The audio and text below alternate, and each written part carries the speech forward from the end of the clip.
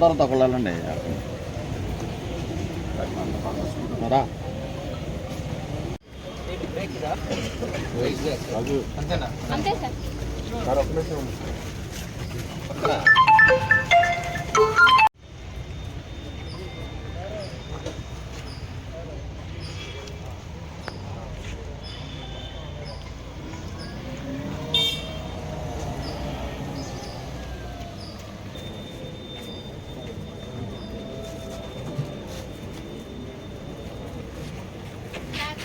అందరూ ఒకేసారి స్టార్ట్ చేయండి.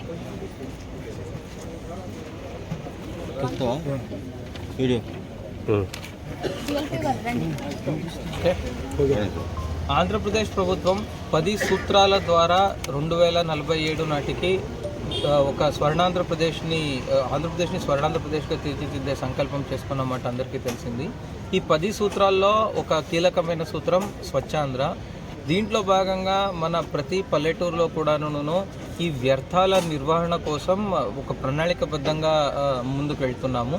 దాంట్లో భాగంగా మన కృష్ణా జిల్లాలో ఈరోజు 8 ఈ ఆటోలు మళ్ళీ 171 పుష్ కార్ట్లను చెత్త సేకరణ కోసం పంపించడం జరిగింది. దీంట్లో మనం గమనించాల్సిన విషయం ఏంటి అంటే ఎప్పుడు కూడా చెత్తను మనం వేర్వేరు చేసి ప్రాసెస్ చేయాల్సి ఉంటుంది కనుక అలా మనం వేర్వేరుగానే చెత్తని కలెక్ట్ చేసుకునే దానికోసం ఈ ఆటోలో కానీ పుష్ కార్ట్లో కానీ సపరేట్గా వేర్వేరే రంగుల్లో ఉన్న బిన్స్ ఇవ్వడం జరిగింది. అంటే మనకు గ్రీన్ కలర్ బిన్ అంటే దాంట్లో తడి చెత్త వేయాలి అని, రెడ్ కలర్ బిన్ అంటే దాంట్లో మనం హజార్డస్ వేస్ట్ వేయాలి అని, హానికారక వ్యర్థం. మళ్ళీ మనకు బ్లూ కలర్ అంటే దాంట్లో మనం పొడి చెత్త వేయాలి అనే ఉద్దేశంతో రూపొందించడం జరిగింది. చాలా శాస్త్రీయంగా మన చెత్త నిర్వహణలో శాస్త్రీయంగా చేసే దానికోసం ప్రభుత్వం చేపట్టిన ఇది ఒక మంచి స్టెప్ అన్నమాట. Thank you. ఆంధ్రప్రదేశ్ ప్రభుత్వం 10 సూత్రాల ద్వారా 2047 నాటికి ఒక ఆంధ్రప్రదేశ్ని స్వర్ణాంధ్రప్రదేశ్గా తీర్చిదిద్దే సంకల్పం చేసుకున్నమాట అందరికీ తెలిసింది.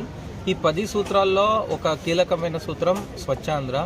దీంట్లో భాగంగా మన ప్రతి పల్లెటూరులో కూడాను ఈ వ్యర్థాల నిర్వహణ కోసం ఒక ప్రణాళికబద్ధంగా ముందుకు వెళ్తున్నాము. దాంట్లో భాగంగా మన కృష్ణా జిల్లాలో ఈరోజు 8 ఈ ఆటోలు మళ్ళీ 171 పుష్ కార్ట్లను చెత్త సేకరణ కోసం పంపించడం జరిగింది. దీంట్లో మనం గమనించాల్సిన విషయం ఏంటి అంటే ఎప్పుడు కూడా చెత్తను మనం వేర్వేరు చేసి ప్రాసెస్ చేయాల్సి ఉంటుంది కనుక అలా మనం వేర్వేరుగానే చెత్తని కలెక్ట్ చేసుకునే దానికోసం ఈ ఆటోలో కానీ పుష్ కార్ట్లో కానీ సపరేట్గా వేర్వేరే రంగుల్లో ఉన్న బిన్స్ ఇవ్వడం జరిగింది. అంటే మనకు గ్రీన్ కలర్ బిన్ అంటే దాంట్లో తడి చెత్త వేయాలి అని, రెడ్ కలర్ బిన్ అంటే దాంట్లో మనం హజార్డస్ వేస్ట్ వేయాలి అని, హానికారక వ్యర్థం.